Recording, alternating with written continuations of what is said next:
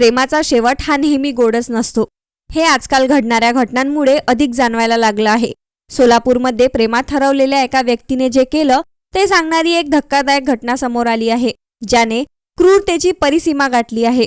2025 मध्ये घरच्यांनी आणि आपल्या प्रियसीने लग्नासाठी नकार दिल्याच्या रागातून एका माथेफिरू प्रियकराने 9व्या महिन्यात बाळंतपणासाठी माहेरी आलेल्या आपल्या जुन्या प्रियसीची भिंतीवर डोकं आपटून हत्या केली। पण ही फक्त एक हत्याच नव्हती, या घटनेत तिच्या पोटात असलेल्या 9 महिन्यांच्या बाळाचाही मृत्यू झाला। सुरुवातीला स्पीकरच्या आवाजावरून वाद झाला असं वाटत होतं, पण नंतर प्रेम प्रकरणाच्या रागातूनच हा खून झाल्याचं समोर आलं। सोलापूरमध्ये झालेल्या या घटनेने संपूर्ण महाराष्ट्र हादरून गेला आहे। पण हे प्रकरण नक्की काय आहे, त्या माथेफिरू प्रियकराने आपल्या जुन्या प्रियसीची हत्या का केली आणि त्या दोघांच्या लग्नाला विरोध का झाला, पाहूया या व्हिडिओमधून। नमस्कार मंडळी, तुम्ही पाहताय crime story teller 1 Marathi YouTube channel. सोलापूरच्या दाट वस्ती असलेल्या सदर बाजारच्या लष्कर परिसरात राहणारी सोनी राम मेत्रे हिचे तिच्या घराशेजारीच राहणाऱ्या बापू आरगड सोबत प्रेमसंबंध होते। दोघांची कुटुंबे एकमेकांना नीट ओळखत होती। सोनीचं शिक्षण सुरू होतं तर बापू वाईट सवयींमध्ये अडकलेला होता। दारू पिणं आणि जुगार खेळणं हेच त्याचं आयुष्य होतं। सोनीचं त्याच्यावर खूप प्रेम होतं। आपल्याला लग्न करायचं असेल तर तुला बदलावं लागेल असं ती त्याला नेहमी समजावत होती, पण बापू बदलायला तयार नव्हता। दोघांना एकमेकांसोबत लग्न करायचं होतं म्हणून त्यांनी आपल्या घरांकडे ही गोष्ट मांडली, पण सोनीच्या घरच्यांना बापूच्या सवयी आणि स्वभावाबद्दल माहिती होतं, त्यामुळे त्यांनी या लग्नाला नकार दिला। नकार मिळाल्यावर बापूने धमकावून जबरदस्ती करण्याचा प्रयत्न केला, पण सोनीच्या घरच्यांनी त्याला विरोध केला। अखेर उपाय म्हणून सोनीला समजावून सांगण्यात आलं आणि तिला दुसरीकडे लग्न करण्यासाठी तयार करण्यात आलं। सोनी ही तयार झाली। 2025 मध्ये 18 वर्षांच्या सोनीचं लग्न शहरातल्याच गणेश रामपुरे यांच्याशी लावून देण्यात आलं। गणेश आणि सोनी दोघेही आनंदाने संसार करू लागले, पण हे सगळं बापूच्या डोळ्यासमोर घडलं होतं, त्यामुळे त्याच्या मनात प्रचंड राग साचला होता। तरीही तो शांत राहिला। एवढं सगळं झाल्यानंतरही त्याने आपल्या वाईट सवयी सोडल्या नाहीत। दरम्यान सोनी गरोदर राहिली। सुरुवातीचे काही महिने सासरी राहिल्यानंतर ती आईच्या घरी आली। तिला 9वा महिना सुरू होता आणि तिची विशेष काळजी घेतली जात होती।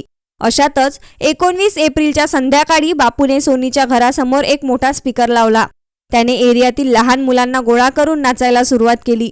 सुरुवातीला थोड्या वेळात बंद होईल असं वाटल्याने सोनी आणि तिच्या आईने काहीच म्हटलं नाही, पण हळूहळू स्पीकरचा आवाज वाढू लागला। आजूबाजूच्या घरातील भांडी अक्षरशः हलू लागली। 9 महिन्यांची गर्भवती असलेल्या सोनीला त्या आवाजाचा त्रास होऊ लागला। मग तिच्या आई लक्ष्मीने बापूला नाचणाऱ्या घोळक्यामधून बाजूला ओढलं आणि आवाज कमी करण्यास सांगितलं, पण बापूने दुर्लक्ष केलं। लक्ष्मीने पुन्हा सांगितल्यावर बापूला राग आला आणि त्याने शिवीगाळ सुरू केली। सोनी हे सगळं पाहत होती। भांडण वाढू नये म्हणून ती पुढे आली आणि त्याला थांबवण्याचा प्रयत्न केला, पण आधीपासूनच रागाने पेटलेल्या बापूने सोनीवर हल्ला केला। तो तिच्या तोंडावर आणि शरीरावर मारहाण करू लागला। आईने अडवण्याचा प्रयत्न केला, पण त्याने तिला दूर ढकललं। सोनी विनवण्या करत होती की तिला सोडून द्यावं। ती 9 महिन्यांची गरोदर आहे हे त्याला माहीत होतं, तरीही तो थांबला नाही। त्याने एका हाताने सोनीचे केस पकडले आणि दुसऱ्या हाताने तिचा हात पकडून पूर्ण ताकदीने तिचं डोकं भिंतीवर आपटलं। 19 वर्षांची आणि 9 महिन्यांची गरोदर असलेली सोनी जागीच कोसळली। तिच्या डोक्यातून रक्त वाहू लागलं। हे पाहून बापू घाबरला आणि तिथून पळून गेला।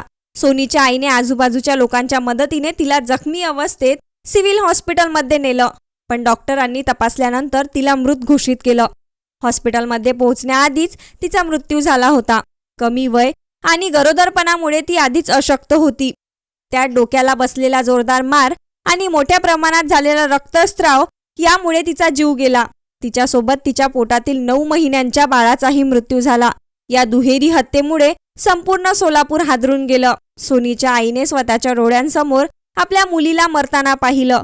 लक्ष्मी मेत्रे यांनी धैर्य दाखवत सदर बाजार पोलीस स्टेशनमध्ये तक्रार दाखल केली। बापूने जुन्या रागातून ही हत्या केल्याचं त्यांनी सांगितलं। तक्रार मिळाल्यानंतर पोलिसांनी बापूचा शोध केला। 20 एप्रिलच्या सकाळी घराजवळच लपून बसलेल्या 23 वर्षीय बापू सुरेश आरगडला अटक करण्यात आली। त्याला न्यायालयासमोर हजर करण्यात आलं आणि 23 एप्रिल पर्यंत पोलीस कोठडी सुनावण्यात आली। सध्या या प्रकरणाचा तपास सुरू आहे। सध्या तरी बापूवर फक्त सोनीच्या हत्येप्रकरणी गुन्हा दाखल करण्यात आला आहे। तिच्या पोटातील बाळाच्या मृत्यूची दखल अजूनही घेतली जात नाही आहे. एका प्रेमकथेचा असा भयंकर शेवट पाहून संपूर्ण सोलापूर हादरून गेलं आहे. रागाच्या भरात बापूने फक्त सोनीचाच जीव घेतला नाही, तर काही दिवसात जन्माला येणाऱ्या निष्पाप बाळाचाही जीव घेतला. प्रेम हे समजून घेण्याचं आणि आदर करण्याचं नातं आहे. नकार स्वीकारणं आणि रागावर नियंत्रण ठेवणं खूप महत्त्वाचं आहे. एका चुकीच्या निर्णयामुळे अनेक निष्पाप जीव गमवावे लागू शकतात. जर तुम्हाला अशा सत्य गुन्हेगारी कथा ऐकायला आवडत असतील तर क्राईम स्टोरी टेलर 1 या चॅनलला नक्की सबस्क्राईब करा. व्हिडिओला लाईक करा आणि तुमची प्रतिक्रिया कमेंटमध्ये जरूर कळवा. पुढच्या भागात पुन्हा भेटूया एका नव्या आणि थरारक कथेसह. तोपर्यंत सावध रहा, सुरक्षित रहा. धन्यवाद.